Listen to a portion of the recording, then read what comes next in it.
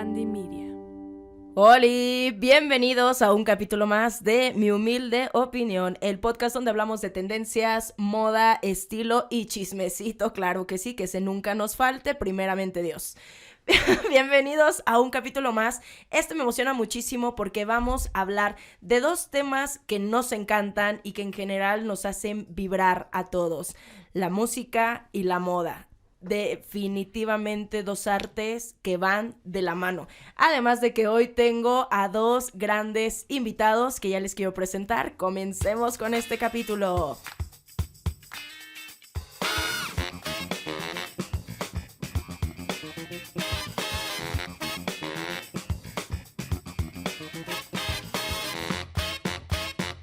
Ahora sí, vamos a comenzar con este gran capítulo que armamos el día de hoy. Vamos a estar analizando un poco la historia de la moda a través de la música y cómo ésta se va complementando, va innovando y va trascendiendo de la mano una con la otra. Hoy tengo a dos grandes invitados, dos buenos amigos, mi hermano y un gran amigo, compañero de la especialidad de Cool Hunting, Edu y Lu. Bienvenidos, ¿cómo están? Ok, me encantaría que hicieran una presentación. Edu, por favor, cuéntales a toda la audiencia quién eres, a qué te dedicas.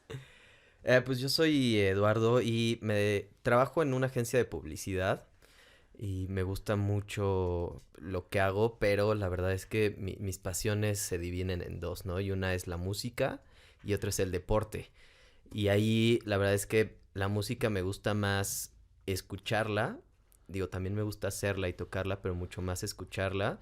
Y el deporte sí, definitivamente me encanta hacerlo, ¿no? O sea, no soy de sentarme a ver los partidos así religiosamente. Prefiero salir a jugar, salir a correr y lo que sea. Pero definitivamente entre esas dos son mis pasiones. Y ya bajado un poquito más, pues la cultura pop también, ¿no? O sea, me encanta como este tema de analizar la parte banal de las cosas que son muy serias y al contrario, ¿no? Como la parte seria de esas cosas banales que platicaremos más adelante, que a veces es como la música pop, ¿no? Que tiene detrás muchísimas implicaciones. Totalmente. Edu, y obviamente haces deporte mientras escuchas música. Exactamente. Totalmente, sí. Entonces es toda una experiencia religiosa para Ojo ti. de tigre. Totalmente. Totalmente. Bienvenido, Edu. Edu, la verdad es que a mí lo que más me impresiona es la inteligencia que tiene, la coherencia con todas sus ideas y me fascina justamente el conocimiento que tiene de moda porque pasa no solamente de ser amateur, sino que ya parece todo un profesional y un Shazam en la música. Al igual que Lu, que es mi hermano, porfa, preséntate. Bueno, yo soy artista plástico, pero me invitaron porque también mi pasión es la música y igual me gusta mucho escucharla todo el tiempo, no solamente haciendo... No, bueno, yo no hago deporte. Para todo escucho música, manejando, haciendo el quehacer, bañándome, Haciendo el para amor, ir a dormir. todo. Sí, también. Por supuesto. Totalmente. Y como este podcast justamente habla de moda, el día de hoy nos vamos a enfocar en cómo el estilo ha influido a la música o la música ha influido el estilo en todas sus vertientes, sobre todo en el siglo XX y para acá, que ahora sí que el trasfondo y todas estas disrupciones, tanto corporales, visuales como musicales, pues cambiaron cosas y paradigmas tan fuertes en ese momento que hoy siguen actuales, siguen vigentes y vamos a analizar a lo mejor algunos de nuestros fashion icons musicales favoritos o momentos o videos y vamos a ir ahora sí que dejándonos llevar con esta platiquita para ver a qué conclusión llegamos con la moda y la música. Muy bien, yo cuando estaba haciendo esta investigación mencionaba en internet que la mayoría de las leyendas de la música cuentan con un look muy distintivo, ¿no? Y que eso les ha ayudado a generar como más popularidad y más reconocimiento a nivel mundial. ¿Ustedes creen que de verdad la buena música y también crear este impacto va muy, muy de la mano con el estilo? Sí. No estaba preparado para la pregunta. No estaban preparados para esa pregunta. Esa pregunta tan profunda. Yo creo que sí, porque al final, y algo que decía hace rato, la música al final es una expresión, ¿no? Es una expresión de sentimientos, como cualquier tipo de arte. Y precisamente platicaba hace poco con una amiga, la gente puede utilizar la ropa, por ejemplo, para dos cosas, ¿no? Para identificarse en un tema de yo soy yo tengo esto, yo me visto así porque mi entorno se viste de esta manera, que es como una cuestión como muy grupal, muy social, o yo me visto así porque quiero destacar esto de mi personalidad, de mi individualidad. Y al final, esta parte de los íconos, por algo son íconos, ¿no? Porque destacan. Y justo ahorita, un poco haciendo la memoria y la investigación para platicar aquí, es como esto de la industria y el estilo ha evolucionado junto, ¿no? Y al final viene también muy amarrado, que justo es algo que quiero tocar al final contigo, porque tenía muchas ganas de tocar ese tema contigo, de cómo hoy en día vemos esta combinación estilo moda con música, porque al final antes no había industria musical, antes no habría industria de la moda, era muy diferente, ¿no? Hoy ya en un sistema donde lo importante es vender, ¿cómo hoy conectan esas dos cosas, ¿no? Entonces, pero lo interesante, ¿sabes? Algo, es que, ay, no sé, si lo vamos a tocar al final, es que está muy bueno, pero justo como hoy en día ya es más armado, ya es más construido desde el inicio y puede que no cause el mismo impacto que causan. Vamos a empezar con un primer icono que yo lo puse entre mis iconos de moda. Recuerden que, amigos, para toda la parte visual, no se olviden seguirnos en todas nuestras redes sociales, donde les complementamos cada uno de los capítulos por allá y donde ustedes entren más del chismecito por si les faltan todas estas partes visuales, porque pues la moda obviamente es visual y allá les estaremos compartiendo. Pero bueno, uno de estos iconos para mí, ¿no? Como más importantes, David Bowie. O sea, y que cambió tanto, o sea, vamos a empezar, ¿no? Suavecito.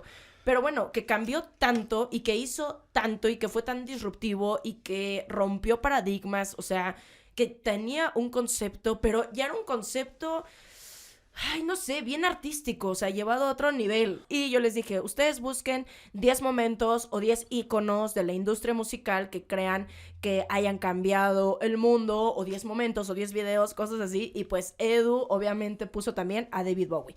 Y es que la imagen de David Bowie, no solamente como artista, como músico, como modelo, como fashion icon, fue tan importante que uno piensa, todo lo que cualquier artista quiera hacer, ya lo hizo antes David Bowie.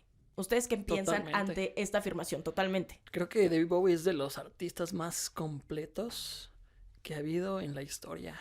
Él hizo de su vida parte de su arte. Él llegó a cambiar su personalidad o expresar todos sus conflictos internos a través de sus personajes. Digo, ahí tienes a Ziggy Stardust, que era una forma de decir que estaba saliendo del closet, siendo bisexual, pero lo hace con un alter ego de un extraterrestre que se viste tan estrafalario y tan increíble. Pero es que no solamente en el escenario, en su vida. O sea, es que es impresionante justamente, o sea, esta expresión artística que Bowie llegaba a tener, porque lo llevaba a todos los ámbitos de su vida. Y a veces hay artistas que se quedan en el escenario, que se transforman en el escenario, pero efectivamente lo que se me hace increíble de David Bowie es que él era todas estas facetas, en todas las facetas también de su vida personales y artísticas. Pero hay algo bien interesante en lo que dijiste antes de empezar con Bowie, que como dices, empezamos tranquilos, ¿no? O sea, casi nada. Y es el tema de qué tan construido es hoy esa imagen y cómo antes, entre comillas, no lo era. Y yo soy muy fan de David Bowie. Hay una etapa, ¿no? Y un poco la historia profesional musical de David Bowie donde pues el güey se tuvo que cambiar el nombre porque otro que se llamaba David Jones como él ya era famoso y él no pegaba, ¿no? O sea, no pegaba. Un día la pegó y la pregunta que se hizo es ¿cómo me mantengo? Y la verdad es que Bowie, si bien su personalidad le daba para todo esto, también parte de su genialidad era que sabía dónde tomar, qué tomar, ¿no?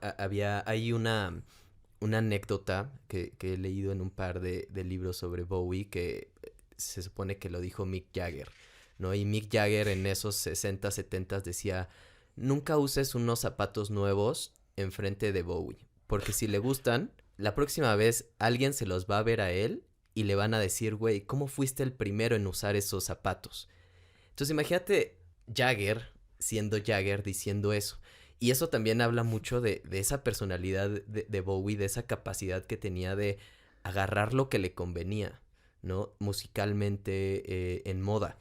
Y justo quería empezar con esta parte que donde explota realmente, ¿no? La carrera de Bowie es cuando sigue Stardust. Viene un poquito del éxito de Space Oddity. Y ya se veía, ¿no? Que estaba como que tomando esa fuerza, por ejemplo, y llevándolo ya a temas como de su relación con diseñadores, ¿no? Que también, para aventar nombres ñoños, Freddie Buretti era un amigo suyo, ¿no? Que fue básicamente quien empezó con estos vestuarios de Bowie.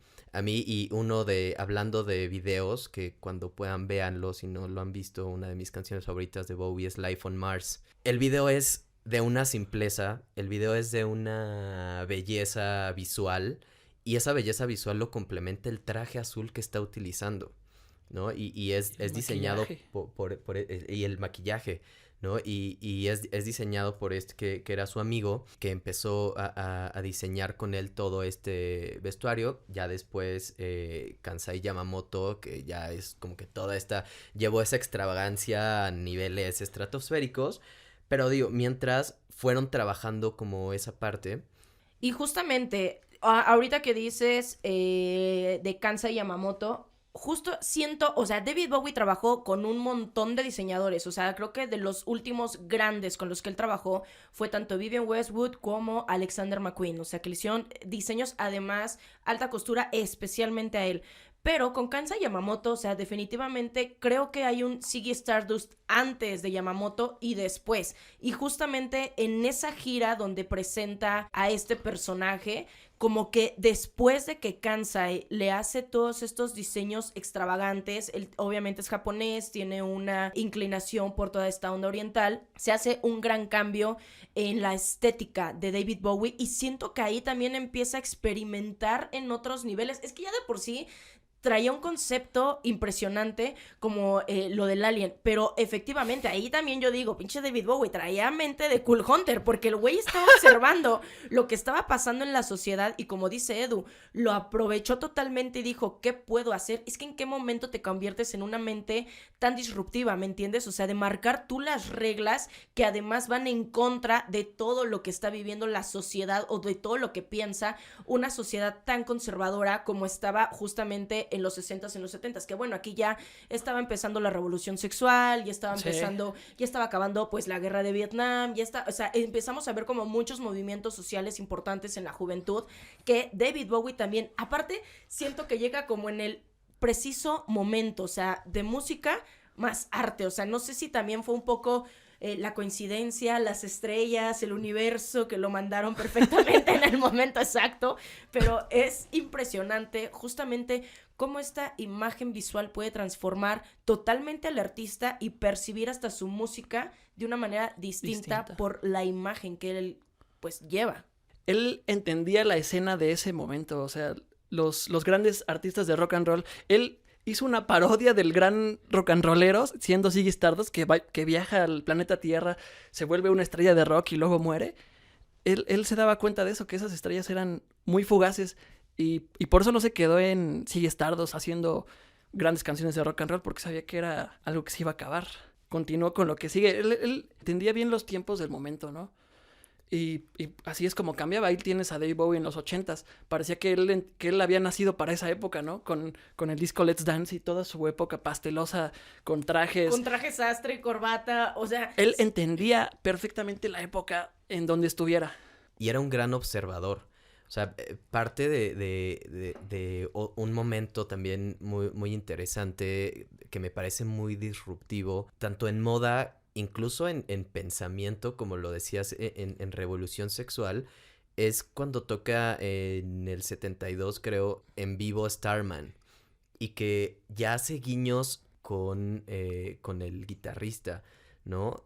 Y es como la primera vez que alguien ve un acercamiento así en televisión. Uy, es que imagínate Cierto. saber Antes de que Queen. saber Sí, que mucho antes. David Bowie y Mick Jagger se dieron un beso de lengua y más. O sea, es que Y Bueno. más. es que, o sea, yo nada más de Presuntamente. pensar, no, no es cierto. Mick Jagger lo ha confirmado y muchos artistas de la escena musical en las fiestas que hacían Y que de ahí confirmaron surgió que Angie. ellos se Dicen que de ahí besaban surgió y que Angie. y Sí, seguramente hacían más, o sea, más que Seguramente, besarse, sí. pero imagínate, es que Mira, con Lou Reed, eso sí. ay, bueno, Con Iggy Lou Pop Reed, eran- bueno, David Bowie creo que se besó con todos sus amigos de toda la escena musical. Oye, y no lo culpo. Y no lo culpo, yo también me hubiera encantado estar ahí. Oye, y regresando al gran observador que necesitas ser creo que también para crear como ese tipo de ícono, para hacer ese ícono. Por ejemplo, Mark Bolan de T-Rex le ganó ese Sí. yo fui primero glam, ¿no? Porque fue realmente Mark Bolan el primero que se maquilló y que salió hacia un escenario. Pero Bowie lo toma y como dices, ¿no? Al final esa es una de sus grandes habilidades y de parte de su genialidad, de, güey, ahí está, ¿no? Y digo, sabemos también que las tendencias nacen siempre de lo que no está establecido, ¿no? De fuera del establishment. Algo que alguien dice, güey, ya estoy cansado con las reglas que me pusieron hasta ahorita, voy a cambiarlo. Y eso lo hace Mark Bolan. Muchas personas no conocen a T-Rex, no ubican a Mark Bolan, pero sí ubican a Bowie. Conocen a T-Rex. Exacto. Aunque no sepan los títulos de las Sí. canciones, Exacto, conocen a ubican a T-Rex. T-Rex. Un riff de T-Rex todos conocemos. O sea, quien vio Billy Elliot conoce a T-Rex y siento que Así es. hay más personas que vieron Billy Elliot de las que pueden decir conozco a Mark Bolan Exacto. o ubico quién es T-Rex, pero diles, ¿viste Billy Elliot? Sí, bueno, pues la mitad de la musicalización es de T-Rex. Sí, qué buena música. Qué buena película. Híjole, también. es que era una época muy especial y un lugar muy especial también porque, o sea, si te pones a discutir quién lo hizo primero y quién lo hizo mejor, pues hay un buen, o sea, ahorita me estaba acordando, David Bowie en el 72, en el mismo año, Peter Gabriel sale al escenario con un vestido y una máscara de un zorro. Todos se volvieron locos. Ni siquiera le avisó a la banda que lo iba a hacer, porque lo hubieran dicho, estás loco. Sí. Y al día siguiente estaba en todas las revistas y su popularidad explotó. O sea, Peter Gabriel también era de los que se vestía en el escenario y hacía una obra de teatro enfrente de ti. Creo que, no sé si era una época muy especial de genios o también se estaba abriendo mucho la cultura en Inglaterra Creo en que esa además época. como que Peter Gabriel siento que es como que hizo un movimiento mucho antes incluso que Björk, porque él ya se vestía de flores, ya se vestía de animales, ya se ponía cuernos, ya se ponía colas, ya hacía como que cosas fantasiosas Metía luces. arriba del escenario, metía luces Sí. súper alocadas, ¿no? Porque a veces, pero yo aquí me pregunto, ¿en qué momento, o sea, lo que decía, ¿no? Mark Bolan empezó con el maquillaje, empezó con esta onda glam, pero todo el mundo tenemos a lo mejor en la cabeza de, no, primero lo hizo Bowie. Y si tú le preguntas como a la gente en general, te van a decir, no, es que primero lo hizo Bowie. ¿En qué momento justamente te quedas con la idea de que un artista lo hizo primero, olvidando todo lo que hizo? Es que lo recuerdo Así, perfecto. ¿quién cuenta el chiste primero? ¿Quién cuenta el chiste? Güey, El es meme. El que se rían más. Del que se rían más. Me acuerdo lo que acaba de pasar con Bad Bunny. O sea, ahora que sacó Yo Perreo Sola y que fue una super revolución en redes sociales y que obviamente los de generaciones pues más adultas pues decían, a ver, güey, no es el primer hombre que se viste de mujer. Y pues también la generación Z que honestamente sí romantiza, siento que sí lleva la romantización de estas expresiones artísticas a un nivel, siento que como efectivamente, o sea, la generación Z ya no va a vivir estas expresiones artísticas como incluso a nosotros nos pudieron haber tocado en los 90s, inicios de los 2000s, quieren sentir como que esta parte adrenalínica de yo también tengo íconos en la moda, pero que siempre llegamos, siento que a apagarle sus sueños, a decir, para tu tren, alguien más lo hizo primero y en una época donde esto, o sea, ahorita es como que Bad Bunny, sí, güey, ya todo el mundo hace drag. Exacto. Pues sí. Sí, justo, y es un tema ahí de, o sea, el drag ya existe, lo hicieron. Me pasó mucho con el último disco de Rosalía, que también creó mucha Motomami. controversia. Yo digo, ya existía Arca, ya existía Tokisha, que A de tienen... Ale Vintage. B de bien padre. P de podcast. H, mi humilde opinión. Perdón, tenía que hacerlo. Y entonces, a mí me pasaba como... a mí me pareció un muy buen disco, pero la gente de repente en redes sociales era como, es que esto nunca se ha hecho antes. Y era como, las mismas personas con las que está haciendo duetos ya hacían este tipo de música. Ya metían esos tipos de beats como súper nasties, así súper sucios, y hablaban con estas palabras como ya muy, muy fuertes, ¿no? De sexualidad y de cosas que están pasando.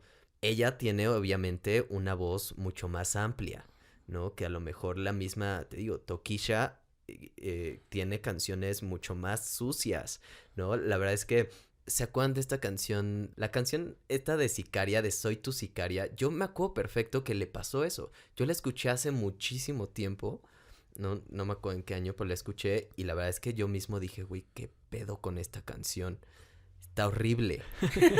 Y la gente con la que la escuché también dijo como, sí, ¿no? ¿Qué onda? ¿No? Y incluso pues, esta parte que también deben de tener estos íconos que se atreven a hacer cosas diferentes, que obviamente es el rechazo. Y lo que significa nada más es que no estamos preparados para ese tipo de contenidos.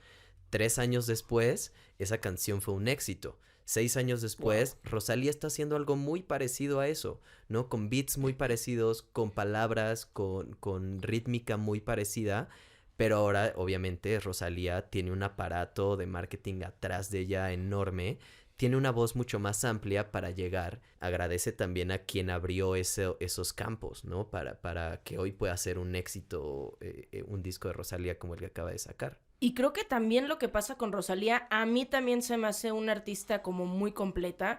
Sí. Y en la influencia artística, visual, de estilismo, por ejemplo, cuando llega con El Mal Querer, vuelve a poner de moda, pero ya mainstream, las uñas larguísimas, cuando siempre estaba sobre la mesa la vulgaridad, señoras de Niurka, la vida fina, exactamente, de la vida nocturna, las uñas largas, y las pone otra vez en la mesa y las hace súper, súper populares. Güey, he visto niñas como de 7 años con uñas de acrílico, hazme el chingado favor, que digo, allá también los papás, mira, 50 centavos de madre, güey, 50 de madre, ¿no? Bueno. Pero, o sea, también lo que ha hecho Rosalía a nivel innovación en la moda, o sea, ¿ustedes cómo lo ven? ¿Cómo piensan? Porque definitivamente el disco Mal Querer, yo ya lo escuché completito, sé del libro en el que viene, veo y se me hizo un buen disco, o sea, honestamente, y sí experimentó, creo que de esta época es de las pocas artistas que innovaron realmente, o sea, que dices, sí hizo algo diferente, sí marcó una pauta. Pero a nivel también visual, ¿ustedes qué piensan? Mira, yo creo que el mérito de Rosalía es de haber evolucionado respecto a sus anteriores trabajos. O sea, tal vez se pueda parecer a trabajos de otras personas, pero respecto a sus trabajos anteriores, creo que este nuevo disco es algo diferente y algo personal, algo más personal, porque habla, pues, respecto a ella.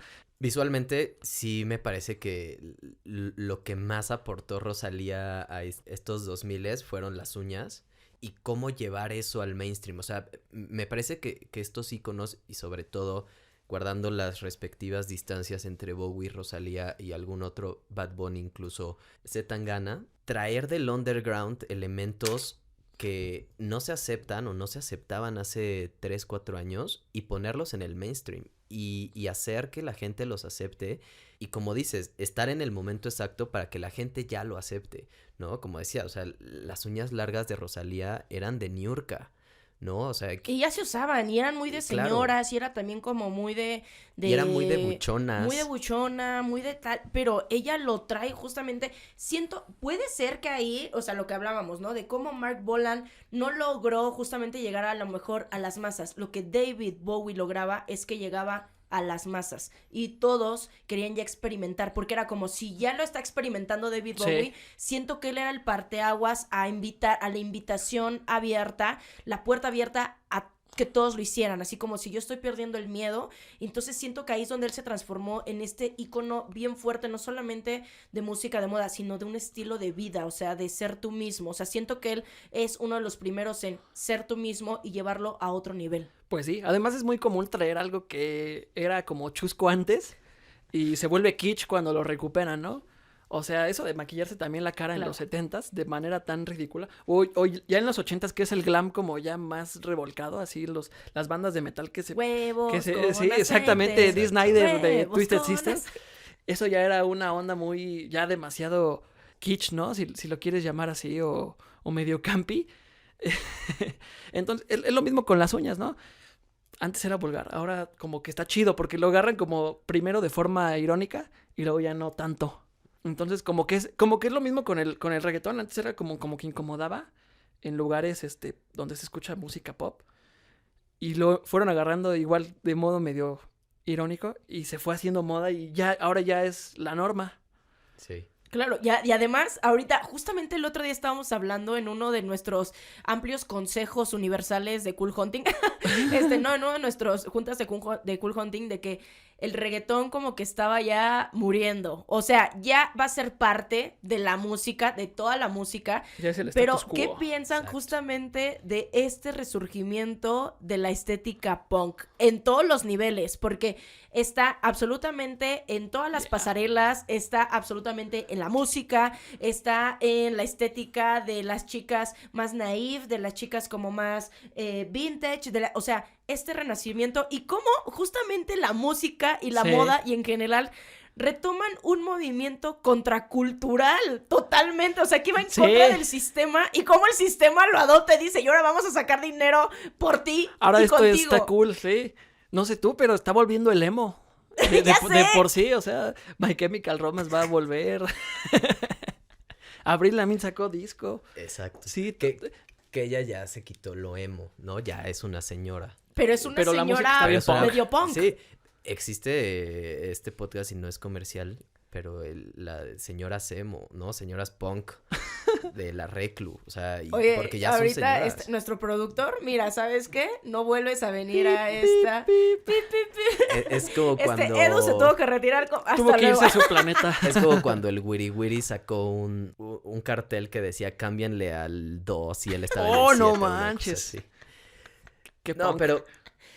Y justo yo también traía ahí, por ejemplo, el tema del punk, que la otra vez también platicando, uno de los iconos más grandes del punk, por lo menos en el mainstream, porque todos hablamos siempre de lo que sí quedó en el mainstream, ¿no? Y era un poquito lo que decías. Sí. Al final, lo que dicen, la historia lo escriben los ganadores, ¿no? O sea, hay miles de bandas y podríamos platicar y ponernos aún más underground de miles de bandas Que nunca salieron a la luz. Que nunca Yo tengo salieron. una Episodio de amiga- punk. Sí, ¿No? yo tengo una amiga que vive en Finlandia y me mandó mucha información del movimiento underground, o sea, todas estas, y que decía, el verdadero punk nunca va a llegar a ser popular y nunca Por llegó a la definición. radio y nunca Exacto. porque va en contra de ese mismo sistema, ¿no? Y al final del día, las referencias que tenemos, pues totalmente, o sea, aunque nos duela y aunque muchos son las que llegan al mainstream y las que llegan a la popularidad y las que llegan a las masas. Sí, alguna vez David Byrne en un libro dice que, por ejemplo, los primeros discos de Velvet Underground, seguro hubo más bandas que se crearon a partir de esos discos por influencia que discos que vendieron en el primer año, ¿no? Porque comercialmente fueron un fracaso, pero influyeron a muchísimas bandas, ¿no? Y es lo que pasa. Ahora, regresando al tema, los Sex Pistols. Si te pones a ver un poco la historia de los Sex Pistols y que al final era un poco un recurso para vender ropa, ¿no? God save the Queen. Podrías decir que fue la primera banda de rock que realmente vistió de diseñador porque salía la ropa hecha para ellos. Y entonces hoy, como dices, cuando lo trasladamos 50 años después, el punk obviamente ya es un producto. ¿Y quién se suma? A una de las primeras olas de diseñadores o de grandes nombres que se les van a venir, pues es Vivienne Westwood. Fue la primera diseñadora punk, o sea, tal cual, la primera Órale. diseñadora, hacia la anarquía, la primera diseñadora que viste a todo este movimiento. Y de hecho, ella es muy punk, o sea, ella ya tenía hijos, estaba casada, ya era grande, deja a su marido, hay unos vidrios, se enamora de un cuate muchísimo más joven que ella, que estaba en la escena musical y en el movimiento cultural punk en Inglaterra. Sí. Y empieza a hacer su marca, empieza a vestir a toda esta contracultura, ¿no? Y ella justamente con pues todas las cosas que le informaba, digamos que su novio, todo esto que ella estaba viviendo, y se transforma también, y actualmente es un gran ícono de la moda en general, o sea, no solamente de lo punk, sino de la moda, y ya termina en casos bien mainstream, como haciéndole el famoso vestido de novia a Carrie Bradshaw en la película Sex and the City. O sea, en la película de Sex and the City. O sea, Exacto. ¿me entiendes? O sea, de cómo pasas de ser la diseñadora del movimiento contracultural, por excelencia, anarco, que iba en contra de todos estos movimientos y todas estas creencias, ¿no? Sí. En la moda, en la economía, en contra el capitalismo, y llegas a ser la de el vestido de Carrie Bradshaw en Sex and the City. O sea, no sé, miren amigos, yo creo que este es un gran debate que todos han tenido, así cuando la banda era chida y luego cuando se volvió Exacto. comercial. qué clásico. O sea, esto es clásico, creo que es como Su primer disco fue mejor. como Se dicen mejor en de Star todos. Trek, esta es la última frontera, ¿no? De los artistas. El reto entre ¿me vuelvo popular o me sigo por la línea de lo underground? Creo que no hay que recriminar a los que se van a lo popular, ¿no? Creo que es un gran mérito mantenerse en lo más alto, incluso después de haber hecho trabajos. Ahí tienes a Peter Gabriel, otra vez lo vuelvo a mencionar. En los 70 se vistió de zorro. Como 15 años después, era el artista más grande en cuestión de pop, con Sledgehammer y sus videos todos súper raros. No creo que le quite mérito haber estado en Sex and the City, la película, a esta diseñadora. No. Para mí no, o sea, pero justamente cómo la sociedad y cómo la historia te va moviendo. Y también, ¿no? O sea, uno, tienes que comer, dos, te tienes que mantener en la cima. Y no hacer enojar a los desafortunadamente, fans. O afortunadamente, Exacto. para mantenerte en la cima, y nosotros lo sabemos, tienes que mantenerte innovador. ¿Y quienes marcan las innovaciones? Pues la juventud. O sea, tienes que adaptarte a lo que Y ahorita Vivienne Westwood, de hecho, está teniendo un resurgimiento. Ya de por sí es un gran nombre, ¿no? Hablar de ella. Pero está teniendo un resurgimiento y está teniendo bestsellers en ventas. Está haciendo todo esto. Pero justamente, esta es una de las marcas que se ven influenciadas por el punk, o sea, que viste al punk, que le empieza a dar una estética también como al punk. No es que la música influenció a Vivienne Westwood, sino que todo este movimiento creó como que la marca y ella les ayudó a darles un estilo. Pues sí, no sé, yo creo que está chido, la estética punk está bien chida. Sea underground o no lo sea, a mí me gustan esas ondas, los estoperoles o el maquillaje negro, ¿Sabes algo? el pelo picudo. Me sigue pareciendo algo que, por ejemplo, aquí en México sigue siendo contracultural. O sea, para la gente sigue siendo de malotes, de rebeldes, De adolescentes. de adolescentes. O sea, es algo que sigue, o sea, fuera de la norma. Entonces, creo que por eso también me gusta y me atrae mucho esa estética, porque sigue siendo de gente agresiva, de gente mala, de gente ruda. O sea, cuando nada que ver, pero me gusta, o sea, la estética, porque aquí por lo menos sigue siendo muy rebelde. Pues sí, hasta el punk más fresa como que choquea tantito. Totalmente. Hace poquito veía un tuit de el Warpig, un baterista de punk y de surf, que decía como el punk es gente buena vestida de gente mala, ¿no? Oye, Como qué el metal. bueno, sí, Y como la el verdad- metal. Sí, es Exacto. cierto. Y yendo un poco al metal, que al final también son medio primos hermanos, pero estaban medio peleados el Uy. punk y el metal. El ¿Te metal acuerdas está peleado cuando con estaban peleados todos. el punk y el metal y todo? No, es que no es lo mismo. Siempre la eterna discusión de los metaleros. Pero ahora, los metaleros nos dieron una cosa bien interesante en cuanto a estilo y ahora de moda, porque también ya les sucedió lo que les sucede a todo, que es, nos regalaron las camisetas de Metallica. las bandas. Ándale, O sea, sí es cierto. Sin el metal no existirían hoy esas playeras de los Rolling Stones, no existirían esas playeras de Metallica, de Nirvana, que hoy causan tanto furor y tanta controversia, ¿no? Con los memes de la niña que se fue a comprar a Zara su playera de Metallica. de Metallica. ¿Cuántos discos conoces? ¿Y cuántos discos conoces, no? O sea, como de la aprobación. Yo soy quien te tiene que aprobar que te puedes poner esa playera, ¿no? Y eso nos lo regalaron los metaleros. O sea, fueron ellos los que dijeron, ¿por qué no hacemos logos y playeras? Y es un icono y es un estilo y es parte de esto que decía al principio, de cómo usar la ropa para destacar, para decir, este soy yo y de esta manera yo me distingo de todos los demás. Yo me Sin acuerdo, duda. me parece, si no me equivoco, ¿te acuerdas de la serie que vimos con mi papá de Seven Nation Rock? Ujú. Hablaban una parte de los... ¿Cómo no te acuerdas, güey? Ah, Te sí, ya acabo me de acordé. decir que no. Sí, ya me acordé. Sí, Ya me ya. dijo que no se acuerda. Mi capítulo favorito es el del progresivo. No, pero sí me te acordé. acuerdas, ¿no? Sí, De ya, Seven- ya me acordé. O sea, no sé si tú lo llegaste a ver, Edu, es épico. El de la BBC, ¿no? Es de, bueno, sí, De VH1. era de BBC, Sí, pero sí. aquí en México lo pasaron en VH1 y eran 7 capítulos donde hablaban de las 7 eras del rock. Se los súper recomiendo, estoy seguro que si lo buscan en internet, seguro. Está bueno, ¿eh? Segure que si lo buscan en internet lo van a encontrar y habla justamente de las 7 eras más importantes del rock y cómo se van acompañando con la moda, los íconos, o sea, todo el recorrido que hacen socialmente, culturalmente, es bien interesante.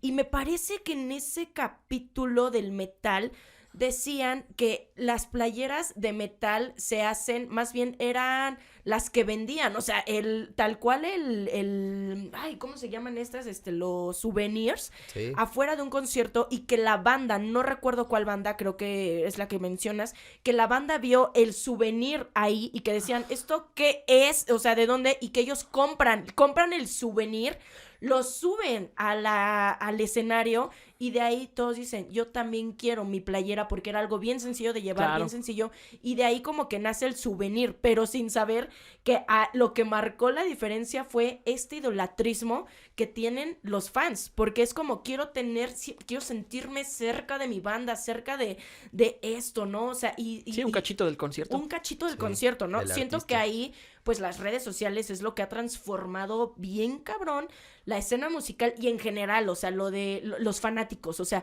se han transformado en prácticamente sectas, o sea, porque decir, soy seguidor, aquí la secta Ale Vintage, compañeros, y ustedes lo saben porque ya lo hemos platicado ¿A muchas qué hora es veces. la misa? Ale vintagistas. ¿A qué hora es la misa?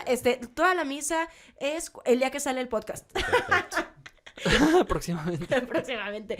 No, güey. Entonces, siento que lo transformó, pero fíjate ahí como un movimiento que hace la gente llega al mainstream, llega a la música, llega. Y lo mismo el punk. O sea, el punk nace y surge de esta desigualdad, de este enojo de los trabajadores, de la sociedad, de esta pobreza, de esta cosa que ya estaban hartos, o sea, de la monarquía, la reina. Y luego todavía en esos tiempos la reina, mira, no sabía ni por La dónde reina. le llegaban los putazos. O sea, No manches, después de los Beatles ya la reina ya no decía nada. Era de ya, o sea, si vino John Lennon a insultarme aquí en mi cara, frente mi a todo el propia teatro. casa, frente a todo el teatro.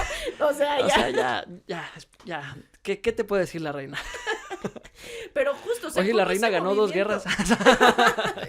¿Quién puede decir eso? Ya. Que esté ¿Quién vivo puede hoy. decir Así eso? como de búrlense de mí, o sea, Ajá. todos ustedes van a morir después que yo.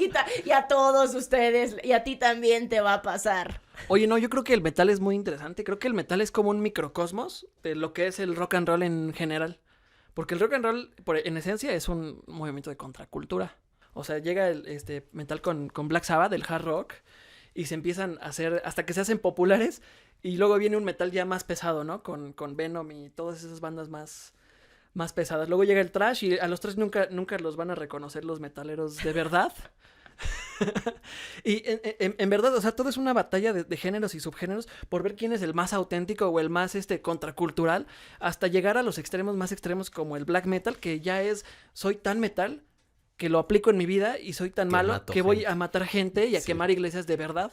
Ya no es arte, ya se convierte en una expresión de violencia. De destrucción. Entonces, se me hace muy, muy curioso cómo se empieza a contradecir y a decir esas ondas en la moda, cómo vienen y retoman. Y ahí tienes las chaquetas de cuero que empezaron en los 50s o no. Bueno, no sé cuándo habrán empezado. En los 50s. Lo retoman los punks, luego lo retoman en los 80s En los cuando, 50s, cuando y los 50 justamente regresa. La chaqueta de cuero justamente es una expresión de rebeldía, porque quien primeramente lo pone, digamos que visualmente, es Marlon Brando junto con James Dean en Rebelde sin Causa. Ellos empiezan a transformar, número uno, los jeans. Los jeans los transforman en algo cool. O sea, dejan de ser algo solamente de trabajadores, lo ponen en algo cool y ahora se convierte en algo utilitario que todo mundo tenemos en nuestro closet y todo el mundo utilizamos por lo menos una vez a la semana. Y esa moda no ha muerto.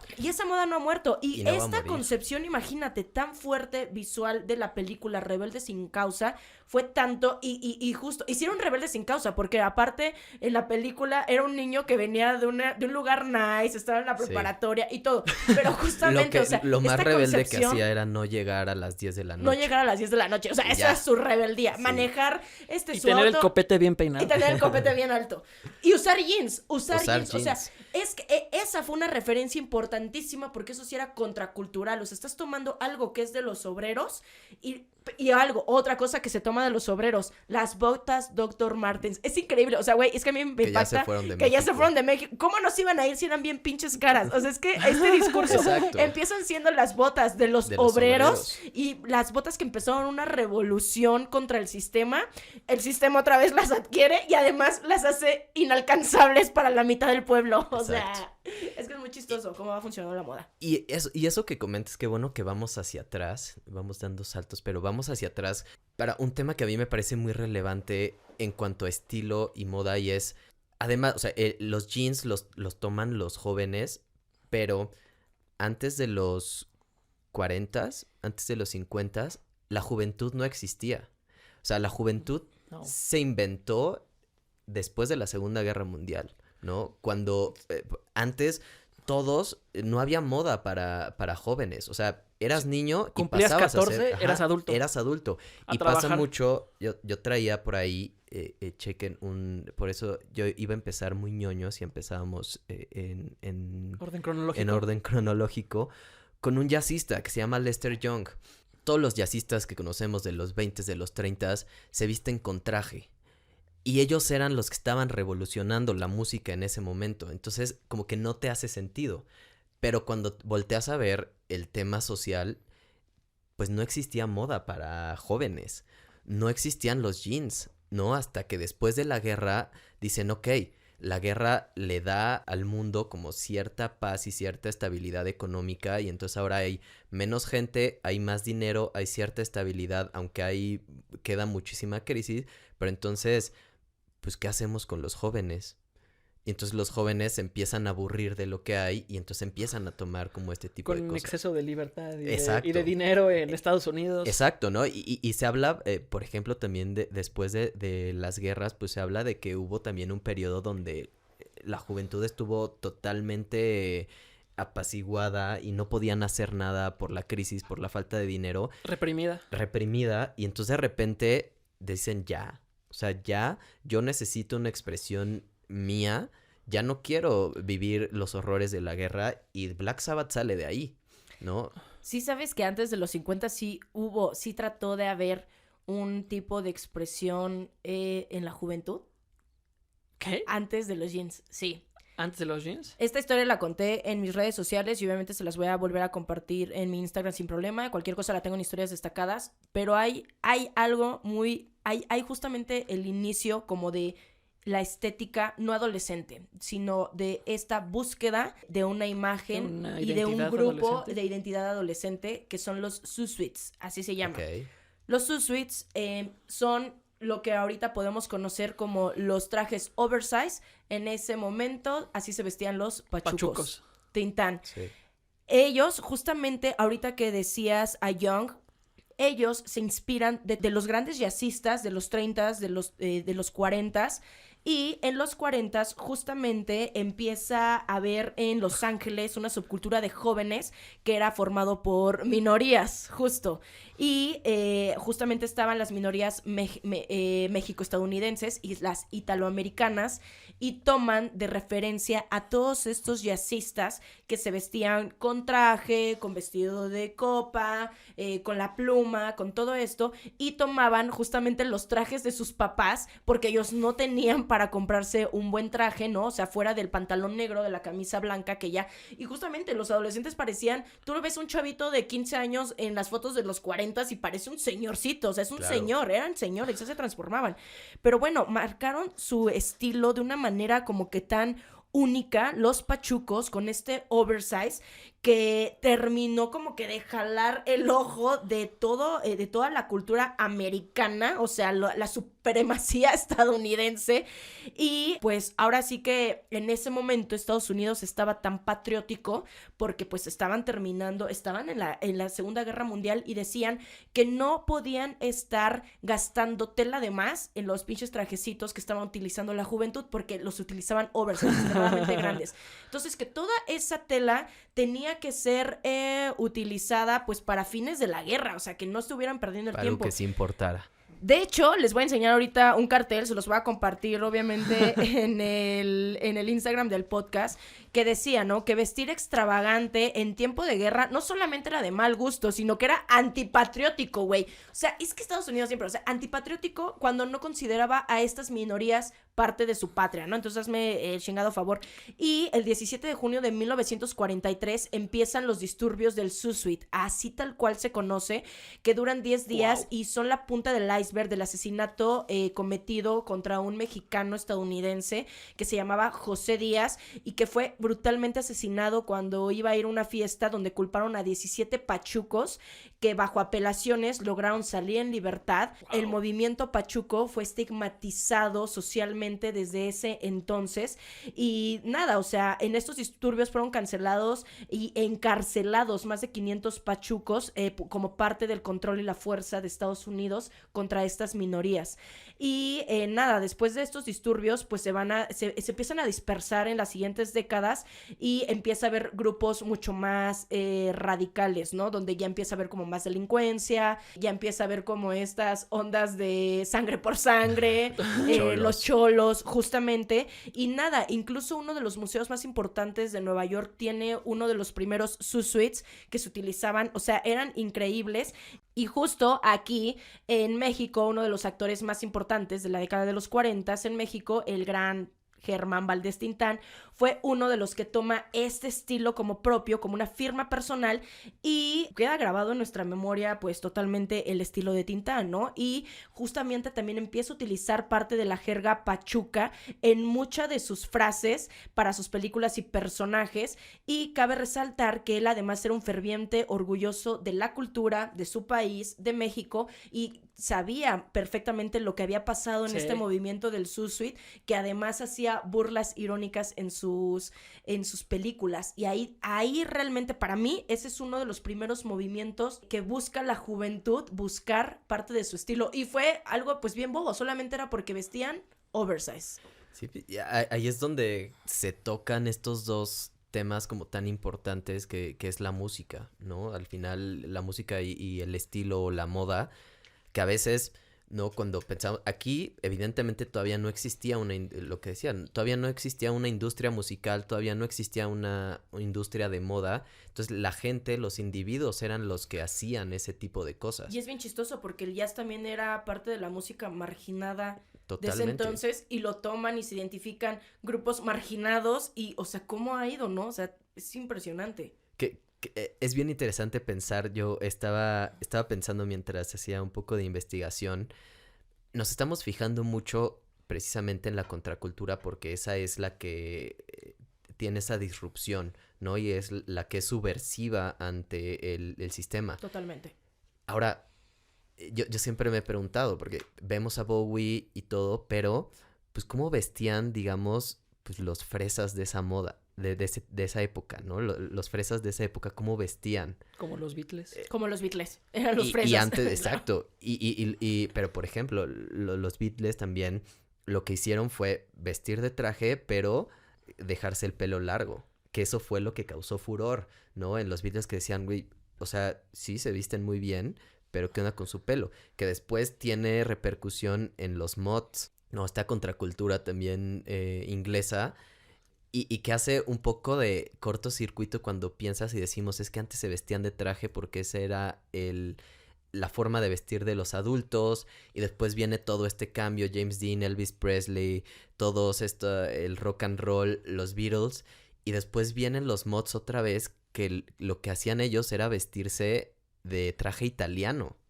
¿no? O sea, el punto era vestirse bien, ¿no? Y retomar también, o sea, como ahora los jóvenes retoman eso de lo que otros jóvenes hace 20 años huían, ¿no? Y está bien interesante. BTS. Ah, claro. Exacto, ¿no? Sí. Y llegamos a este tipo de cosas. Es cierto, en los 70 también empezaron a retomar música clásica y jazz, que era música aburrida para generaciones como los Beatles. La empezaron a usar en su música en los 70 y ahí fue una explosión de creatividad. Es como, ay Dios, es que todo siempre es cíclico. Es como de agarra lo de hace 20 años, rechaza lo de ahorita y en 20 años nos hablamos así. Exacto, pasó con el hip hop, ¿no? Pasó también de, oye, ya demasiada música disco.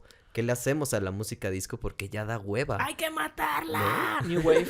New Wave. ¿No? Y ya sacamos, o sea, y los músicos de hip hop, pues hacen, ok, pues hay que remixearla, ¿no? Le corto aquí y hablo, y entonces también, evidentemente, el hip hop es uno de los géneros musicales con más tradición de social, de hablar de denuncia social, ¿no? De hablar de lo que les está pasando a los jóvenes. Y además de con él también crear un nuevo estilo, o sea, ellos también pusieron en la escena musical y en la escena artística un nuevo estilo, que era el estilo la estética hip hop, la estética hip hop, o sea, totalmente. Exacto. También fueron súper disruptivos y hasta la fecha, o sea, así es como comienzan muchos con esa estética. Que viene, por ejemplo, con todo de ser ostentoso, ¿no? Y que también dentro del hip hop hay, no me acuerdo exactamente si fue el West Side o el East Side, el que era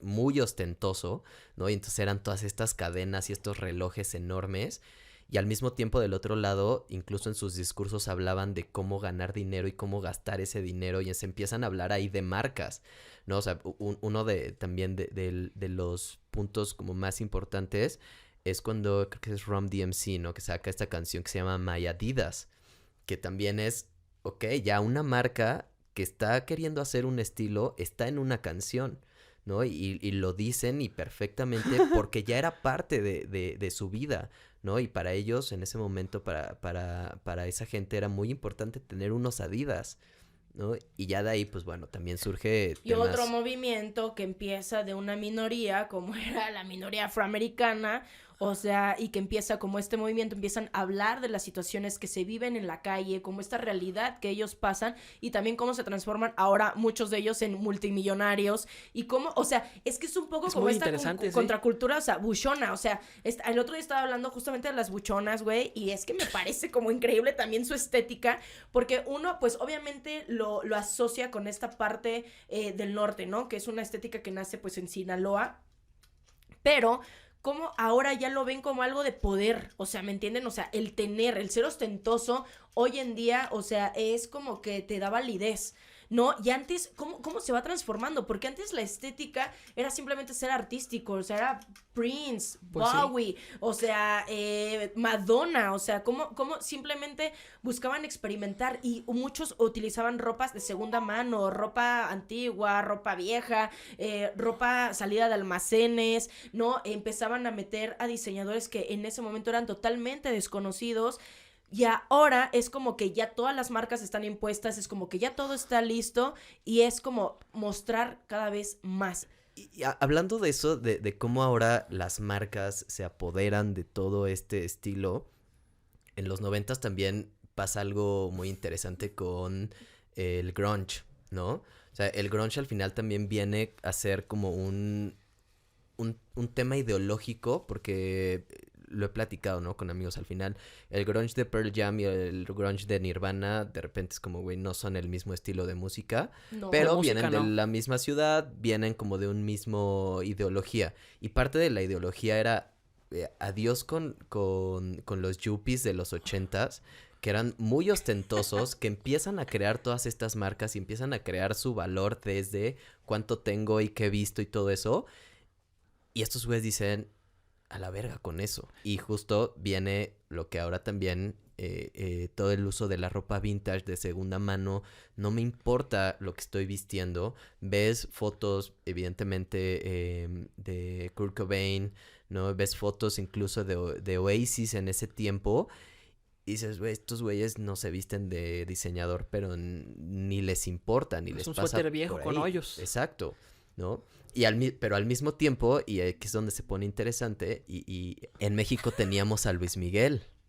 Gran ícono de moda para los mexicanos. Claro, o sea, y tenías a un Luis Miguel utilizando camisas Versace increíbles, ¿no? Que ahora también parte del éxito de la serie es retomar todos esos looks de Luis Miguel que hoy son la santa biblia del mi rey mexicano, ¿no? Y más allá de sus fronteras. Simón. ¿No? Y tienes como esta parte de, pues, ¿qué está pasando, no? Y como dices, una contracultura de, por un lado, yo soy Nirvana, ¿no? Y por un lado a mí me encanta el grunge y soy súper alternativo y probablemente tengo un primo, un hermano que le encanta Luis Miguel y las flans y todo esto, y entonces es ahí donde empieza también la riqueza y esta batalla entre incluso pues familia, ¿no? Todos tenemos a alguien que le encanta el reggaetón en la familia, que le encanta el pop, ¿no? Que no tiene nada que ver con nuestros gustos, pero al final el grunge rechaza todo eso y me parece que después en el revival del garage con los Strokes, con los White Stripes, vuelven a retomar ese tipo de cosas que es, la verdad es que no importa cómo te vistas mientras esté representando algo tuyo, ¿no? Alguna vez escuché decir, ¿no? Como que, por ejemplo, Thom Yorke, ¿no? Que es un gran músico, ¿no? Y su música, wow, increíble. Y que decían, y a él no le importa cómo se viste. Y alguien una vez dijo, sí, ¿sabes cuánto cuesta una de las playeras X de Thom Yorke? ¿No? Y que son carísimas y también son de diseñador, pero son de un diseñador muy específico. Entonces empiezas a jugar, ¿no? También en qué importa más, la imagen o la música. O las letras. O las letras, ¿no? O lo que hay detrás de las letras. Y es donde también en el 2000 empieza a explotar como que todo esto, ¿no? Y esta discusión. Y después siento que ahorita estamos muy, muy relajados. Porque al final, y como lo decías, estamos viviendo en una época de imagen, ¿no? Totalmente. Donde la imagen es... Creo que hay un exceso de muy libertad.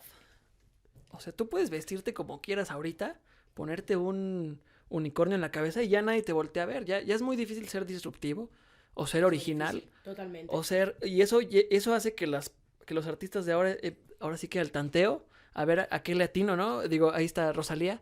Puede parecer un intento por ser diferente o puede parecer un intento por estar algo muy raro, ¿no? Porque Sí. pues ya que es diferente ahora. Sí, yo también creo que justamente, o sea, todo esto, y aparte que ahora la moda viaja rapidísimo, o sea, no era como ese impacto de aparecer en una revista o de aparecer justamente, no manches, se vistió de zorro, ¿qué es eso? O sea, ¿por qué no? O sea, estaba en un recital musical, ¿no? ¿Qué pedo? O sea, sino que ahora ya todo tiene que ver justamente con el concierto, ya todo está tan amarrado, tan maquilado, que es bien difícil justamente como que ser disruptivo en ese sentido. Y alguien, no sé qué piensan ustedes, y quería llegar a este punto de preguntar, por ejemplo, que me parece que hoy también es un ícono de estilo y está evolucionando de una manera que no sé para dónde va, y ahí me podrás decir tú, Ale.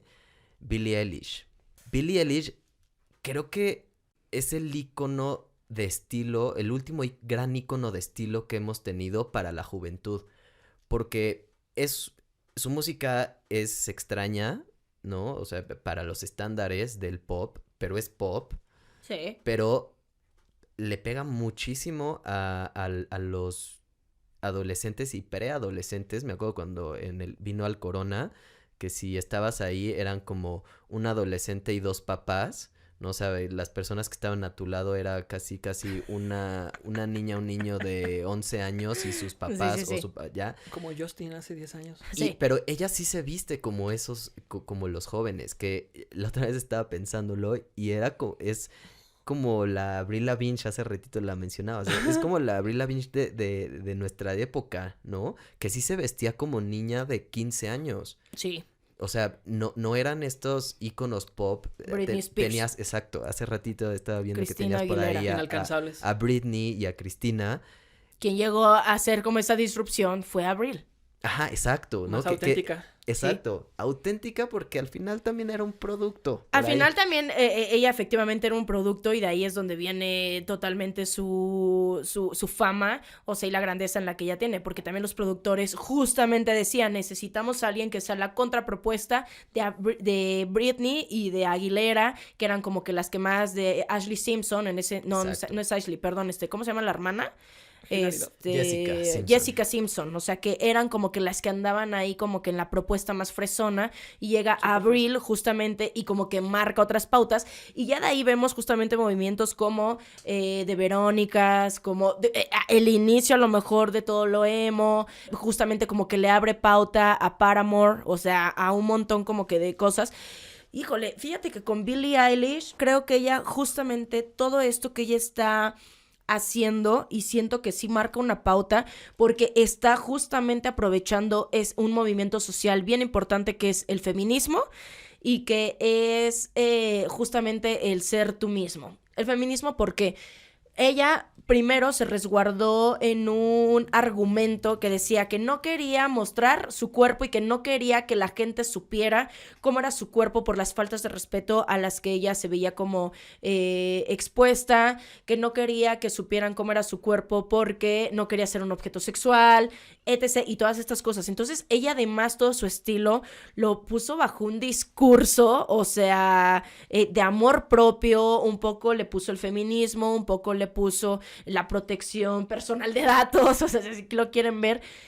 Y además, pues, viene en una época bien importante que es la pandemia. O sea, donde pues todo el mundo trae hoodies enormes, pants, está cómodo. O sea, creo que se juntaron como que varias cosas, además de que la neta, ella y su hermano sí están cabrones, o sea, dentro de lo que están creando, pero siento que su estética es tan fuerte que es como, por ejemplo, tenemos a otro que digo que es Prince. Mucha de la gente no conoce más de 2 o 3 canciones de Prince, pero ubica perfectamente su estilo. Y ubica ese es muy estilo Prince. Ese es un color muy Prince, el morado, ¿no? O sea, el morado con el amarillo, tal. Esto se me hace, estos cuellos, estas hombreras, este brillo, este glam, justamente como muy colorido. Esto es como muy Prince. Pero puede ser que sea gente que no conozca su música y siento que ahí pues justamente puede llegar a más personas porque te conocen por la moda, tanto por la música, y siento que con Billie Eilish la imagen trascendió más allá de su música. Exactamente, y siento que la imagen de Billie Eilish de cierta manera ha trascendido más incluso que su música. Bueno, yo creo que es el caso de Kiss. Claro. Pues, yo creo que es el caso de muchas bandas que ves ahí su estilo, pero realmente no sabes bien qué onda con la música. Ahí está Kiss, Motley Crue. Kiss totalmente camp, lo que decías, totalmente camp y kitsch. Twisted Sisters, ¿no? Decías hace Twisted rato. Sisters, yo me acuerdo mucho de sus vestuarios y pues seguro conozco las mismas 2 rolas que todos ustedes están pensando. Exacto. Las estamos poniendo ahorita de fondo. Hay una banda que se llama Sweet, que tiene una canción que se llama Ballroom Blitz, que también eran muy glam. Muy setenteros. Y justamente, solo conocemos esa canción, pero eran muy glam. Y además, evidentemente, cuando algo está teniendo éxito, pues muchos se suben al tren, ¿no? Y muchos se suben al barco y quieren jalar.